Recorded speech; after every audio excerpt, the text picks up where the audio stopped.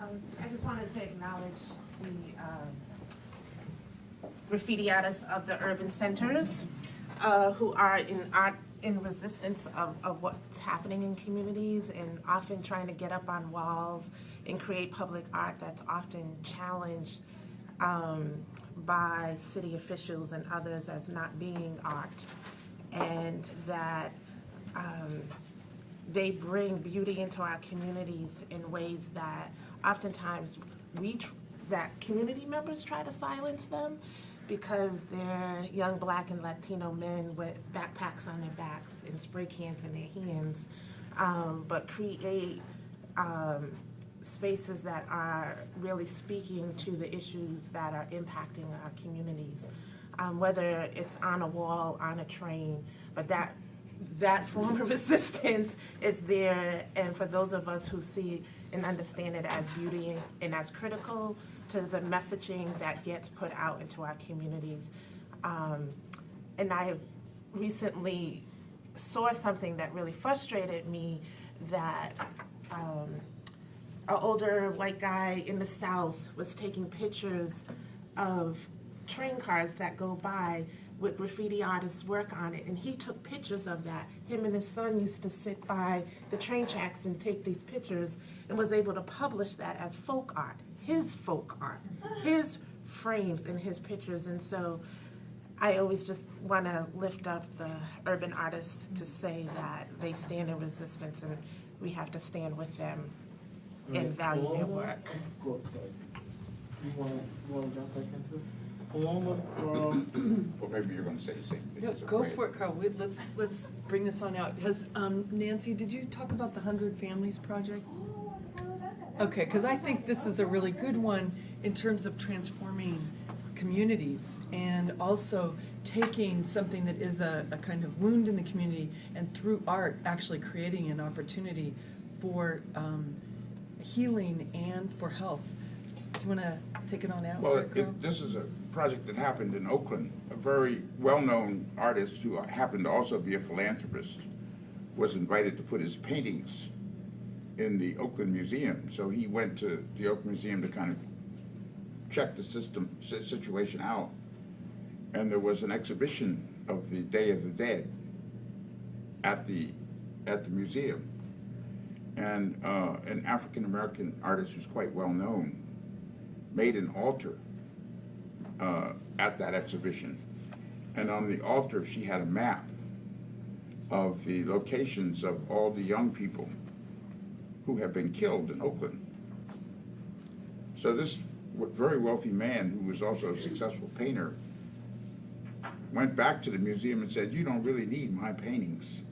What I'm going to do is I'm going to give you some money, and what we'd like you to do with this money," he set up a program, is to create a program called the 100 Families Program.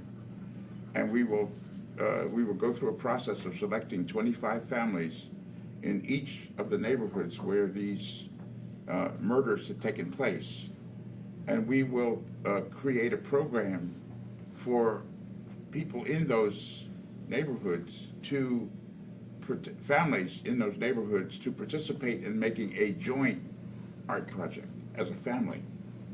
So so that process took, I don't know, about 4 or 5 months, something like that.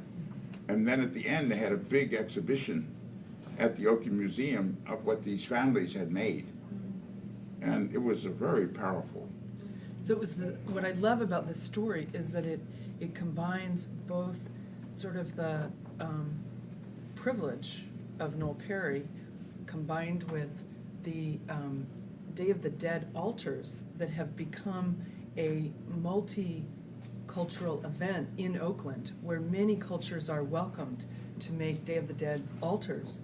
And then the moving forward of this one image of this one altar that was sort of an offering of pain and of suffering and of a kind of lament, of grief.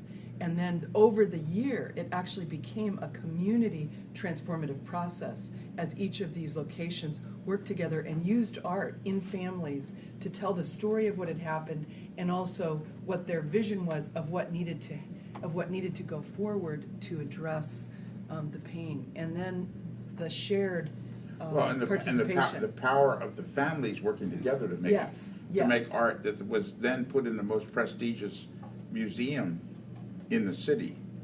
So it was a really powerful kind of proactive, how do you bring families together around supporting each other in a project that they are doing together to present themselves and their issues to the public, and it was really powerful. And then a book made of that, and I think that that cycle of then the dissemination and the telling of that story of transformation and of a transforming community, sort of transforming that level of violence and pain, to me, it sort of completes another level of the cycle. And so much, oftentimes this work will happen, but then it's invisible again, or gets lost. And so I love memorializing it. Thank you. Thank you. And then just one other point on this, the actual art itself was extremely powerful. And I remember one where there were full life sculptures, and of one family's project was a full life sculpture of several members of the family, and one was dead, and the other one had a diploma, had a graduation, the mortarboard and all this, yeah. And so it was like this real depiction of kind of the pain of people trying to sort of make it in the system and do the right thing, and then dealing with the reality of what homicide is in Oakland. I don't know. I mean, I thought it was just. Not only that part of it, but I actually had the pleasure of being in it with my daughter in the West Oakland one. It was one in West Oakland, which is mostly African American community, one in a mostly Asian community, one in the Spanish speaking community, and one in East Oakland, also African American community. And you worked for 8 weeks, you came one night a week for several hours. First you had dinner together, so you got to really get to know your neighbors and people who you never really knew, even though you were neighbors, and work together that way. And then you had a choice of 4 different media to work in, and so it was just an incredibly rich experience. Definitely worth replicating. Yeah, the artist I was trying to think of, his name was Dr. John Biggers, who was a professor at Texas Southern University, one of my colleagues. The other point I was making is in terms of Musicians Village in New Orleans, that's set up, that was initiated by Harry Connick Jr. and Bradford Marsalis and Habitat for Humanity, where you're talking about building 72 single-family homes in the Upper Ninth Ward for musicians who were displaced, and for young musicians who teaching and training and learning to not only to continue the culture, but to really to expand and show how that culture, that music, that creativity was New Orleans and is New Orleans, and is part of that spreading this culture throughout the world. And I think that's it's a great example of how you can have artists themselves spearhead preservation of their art and have it be part of community. Yeah, I guess I wanted to push on the policy dimensions, because I think that the question for me is, like, how does this get funded, supported, structured, built in? There's been a whole petition around the creation of a Secretary of Culture.